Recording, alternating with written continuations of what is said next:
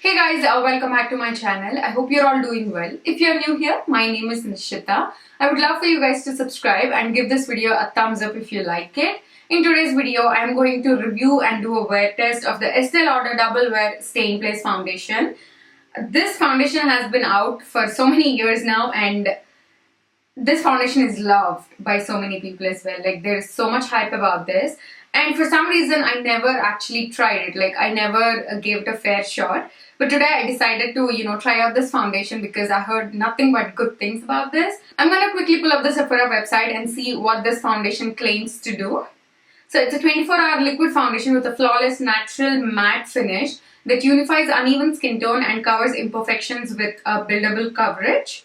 So it's supposed to be for all skin types, and it is free of fragrance, and you get 55 shades in this, which is very amazing. And the shade that I got is 4W1 Honey Bronze. So let's start the application process. I am really excited. Oh, by the way, this foundation doesn't come with a pump, and I have seen other reviews, I've seen other people complain about that fact as well. But yeah, this doesn't come with a pump. So you get 1 fluid ounce, which is the standard amount of product you get in foundations. I'm going to use my beauty blender to apply this. And oh, I am afraid. The packaging of this foundation makes me realize how important a pump is. Anyways, I'm going to dot it on. We're gonna work one side at a time.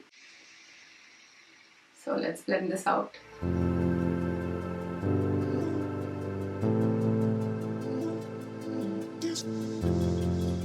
So I used a very little bit of foundation since it's the first go, and it looks like it gave me a good medium coverage. It didn't give me a super full coverage, but then again I used very little bit of this.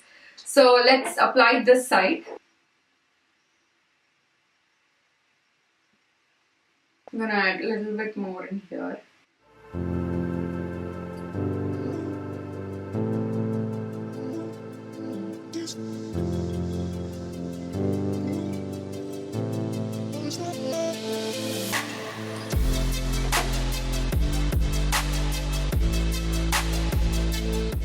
So based on first impressions, this foundation definitely has a coverage that is in between medium to full. It's not going to be a super full coverage foundation. When you apply one layer, it's going to give you a good medium coverage, but you can build it up to add a little bit more coverage, but it's not going to be like an extremely full coverage foundation. The consistency of the foundation is very liquidy. It's almost like runny, and I hate the fact that this foundation doesn't come with a pump. When I was applying it, it made me realize like how important a pump is for a foundation. And the foundation feels very lightweight on my skin. I don't feel like I have anything on. It doesn't look cakey or heavy anywhere. It feels very weightless, and it does look natural on my skin as well, like as natural as a foundation could get. And if you have extremely dry skin, you might want to prep your skin really well, like exfoliate properly, use a good moisturizer underneath, use a good hydrating primer underneath.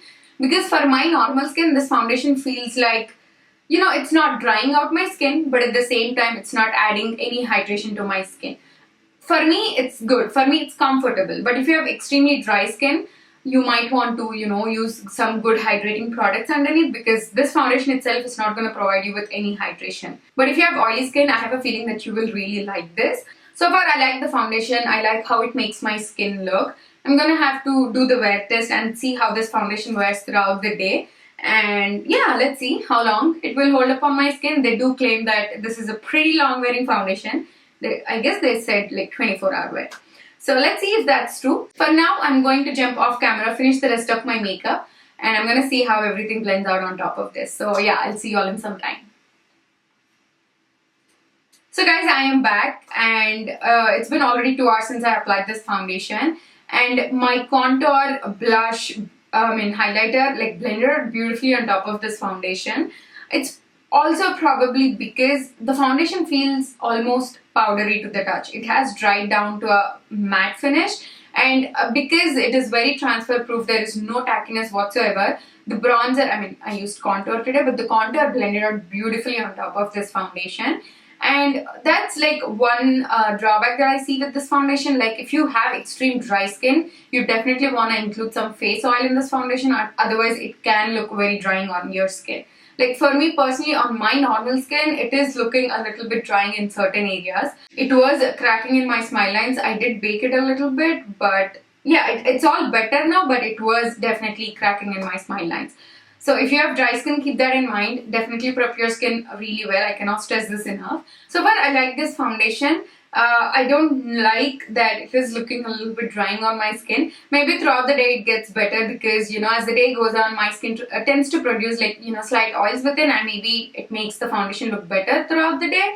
But for now, I like it. I'm not like, you know, in love with it. So now I'm gonna continue to do the wear test and we'll see how this foundation holds up for the rest of my day. I'll see you all in a few hours. So guys, I am back and it's been a total of 6 hours since I've had this foundation on. And I have to say, I don't like this foundation. Like, I just don't understand the hype about this. I get that it's very long wearing. It is still on there. Nothing has moved around. It is transfer proof. For my normal skin, it is looking very drying in certain areas. It is like caking up on my forehead, on my nose and on my chin.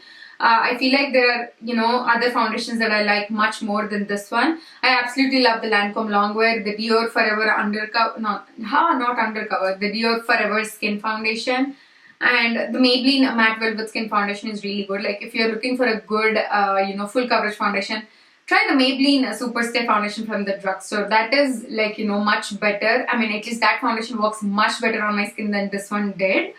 So, yeah, unfortunately, this just did not work out for me. I badly wanted it to work for me because, you know, there's, like, so much hype about this. And this foundation is, like, you know, holy grail for so many people. But for me personally, it just did not work out and I feel like there are better foundations out there. So that completes this review. I hope it was helpful. I'm just so sad that I'm leaving this on a negative note, but I'm not gonna sit here and lie that I like a foundation when I actually don't. So yeah, thank you so much for watching.